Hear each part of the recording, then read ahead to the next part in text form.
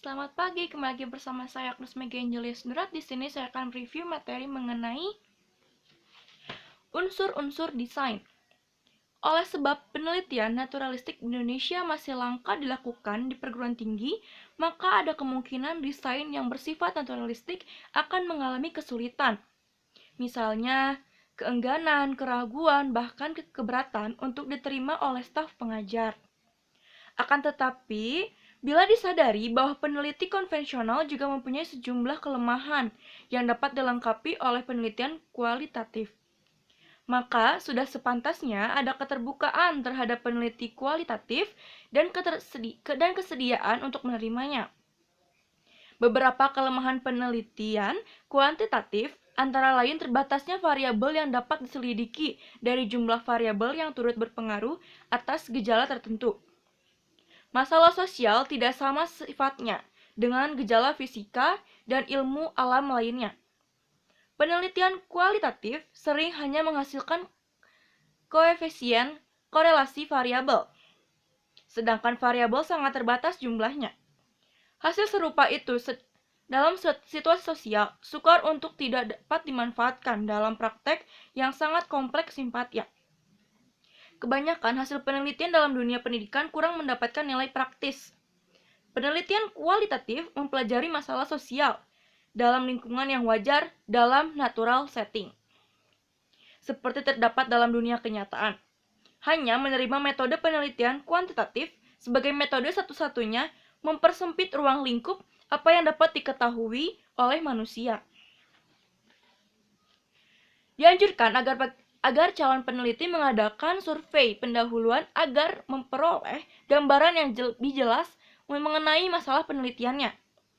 Menurut Bogdan dan Biklen, dalam menyusun desain penelitian dapat diikuti petunjuk sebagai berikut. Yang pertama, menentukan fokus penelitian. Masalah yang akan diteliti yang pada awalnya masih umum dan samar-samar akan bertambah jelas dan mendapat fokus setelah peneliti berada dalam lapangan. Fokus ini masih mungkin mengalami perubahan selama berlangsungnya penelitian ini. Dan sedangkan yang kedua, menentukan paradigma penelitian telah kita bandingkan ciri-ciri penelitian kuantitatif dan kualitatif yang akan kita pilih sebagai masalah yang sesuai dengan ciri-ciri penelitian kuantitatif. Akan tetapi, bila kita ingin mencari generalisasi dengan menggunakan populasi besar dengan mengadakan pengukuran melalui tes atau angket, maka kita harus memilih metode penelitian kuantitatif. Dengan sendirinya, metode kuantitatif tidak serasi untuk menyelidiki masalah serupa itu. Akan tetapi, bila peneliti ingin mengetahui bagaimana macam-macam orang memandang realitasnya, misalnya mengenai dikeluarkannya peraturan baru. Menurut paradigma naturalistik dunia, realitis peristiwa atau situasi tertentu dipandang dengan cara yang berbeda-beda. Misalnya, peraturan lalu lintas dipandang dengan cara berlainan oleh supir, angkot, pengendara sepeda motor, penumpang, pejalan kaki. Penelitian naturalistik mengutamakan pandangan menurut masing-masing orang yang disebut perspektif emik. Sedangkan yang ketiga, ada menentukan kesesuaian paradigma dengan teori. Penelitian naturalistik tidak a priori menentukan teori. Tidak dipastikan terlebih dahulu teori apa yang akan dijadikan pegangan. Namun, tidak berarti penelitian naturalistik tidak sama sekali memerlukan teori. Dalam mengadakan tafsiran untuk menentukan teorinya. Jadi peneliti dengan sendirinya akan menggunakan teori yang dianggapnya dapat membantunya. Yang keempat, ada menentukan sumber data, lokasi, dan para responden. Dalam penelitian konvensional atau kuantitatif, perlu ditentukan sampel sebagai dasar sumber. Populasi dan sampel dapat ditentukan sebelumnya dalam penelitian naturalistik. Yang dijadikan sampel hanyalah sumber yang dapat memberikan informasi.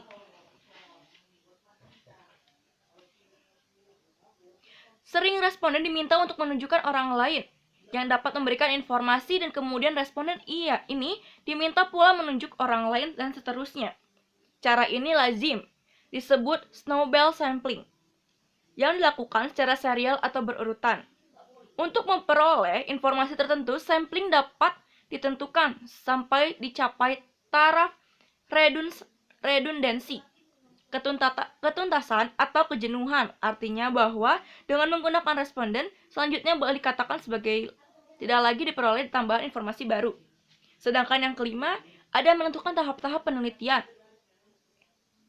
Dalam penelitian naturalistik, fase-fase penelitian tidak dapat ditentukan secara pasti, seperti halnya dalam penelitian kuantitatif.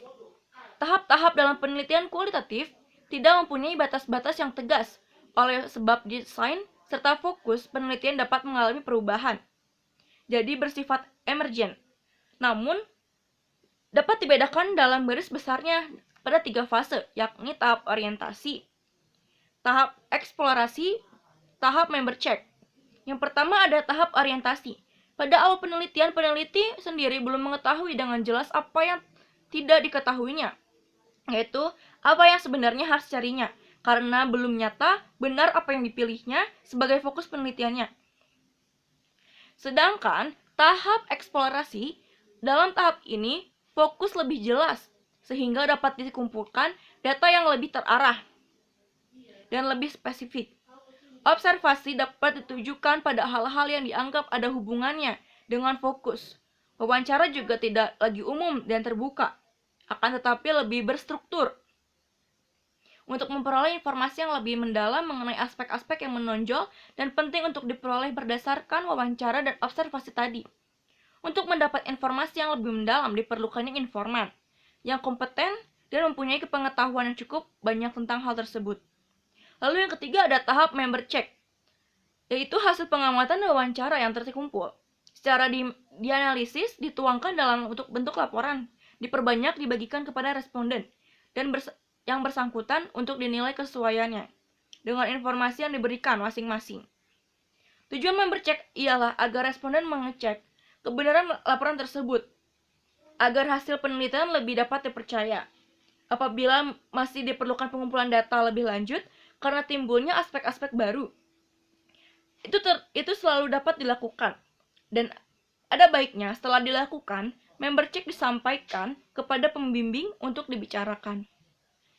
Yang keenam ada menentukan instrumen penelitian. Instrumen yang utama ialah peneliti sendiri.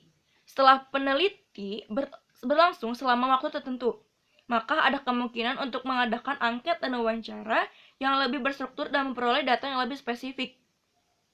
Yang ketujuh ada rencana pengumpulan data dan pencatatannya. Pada awal fokusnya masih ada samar-samar observasi dan wawancara mengenai hal-hal yang umum.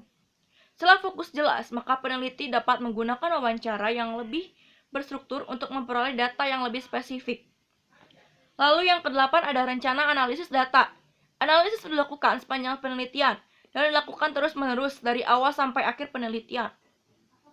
Yang kesembilan ada rencana logistik. Peneliti harus memikirkan hal-hal yang diperlukan sebelumnya, sewaktu dan sesudah penelitian di lapangan. Yang ke-10 ada rencana lokasi.